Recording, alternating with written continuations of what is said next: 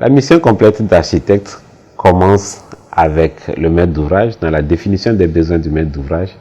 Ensuite, dans la conception, le suivi, la conception, la sélection des entreprises ou des autres intervenants et le suivi des chantiers jusqu'à la livraison qui est prononcée après la réception définitive.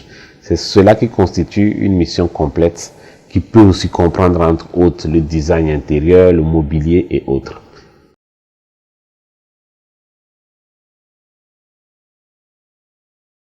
Je crois que sur ce point-là, je peux étonner plus d'un.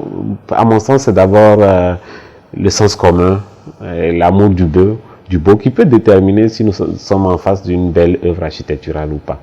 Maintenant, dans votre question, vous parlez de technique. Donc, dans la technique, il y a ce que nous appelons la stabilité, l'agencement des autres fluides.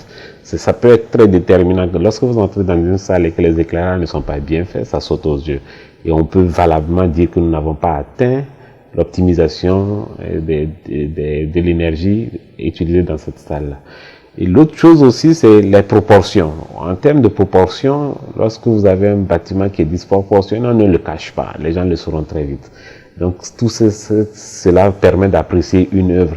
Après, derrière, il y a aussi le côté très technique qui peut, quand vous avez un ouvrage qui n'est pas très stable et autres, ça peut également entrer dans l'appréciation des choses, de l'architecture. Si vous avez un porte-à-faux qui se décolle, forcément vous êtes dans une architecture qui a quelques défaillances. Mais très souvent, globalement, il est très rare d'avoir des architectes qui sont associés à des ouvrages qui n'ont pas de cohérence et qui ne sont pas bien proportionnés.